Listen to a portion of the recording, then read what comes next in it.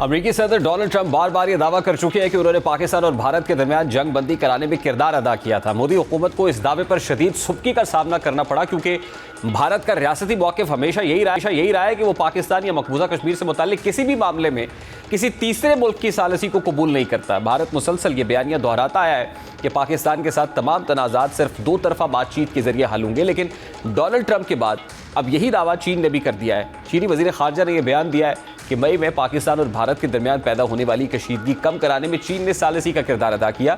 ये बयान महज एक सफारती जुमला नहीं बल्कि भारत के देरीना बयानिए के लिए एक संजीदा चैलेंज बनकर सामने आया। असल पहलू यह है कि अगर चीन वाकई इस अमल में शामिल था तो फिर मोदी हुकूमत ने भारतीय अवाम और पार्लियामान को इस हकीकत से आगाह क्यों नहीं किया, और अगर चीन का दावा गलत है तो फिर भारतीय हुकूमत अब तक इसकी खुलकर तरदीद क्यों नहीं कर पाई।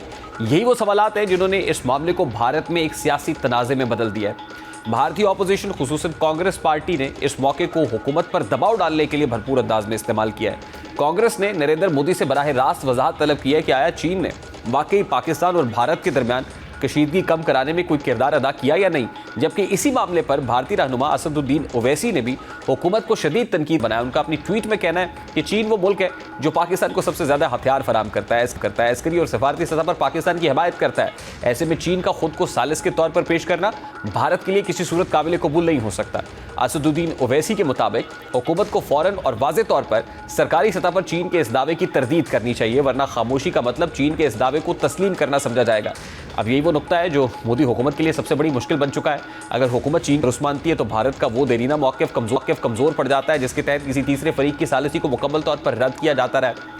इस सूरत में सवाल उठेगा कि क्या मोदी हुकूमत ने अपने आवाम से हकीकत छुपाई और क्या भारत की खारजा पॉलिसी अपने बुनियादी उसूलों से पीछे हट चुकी है।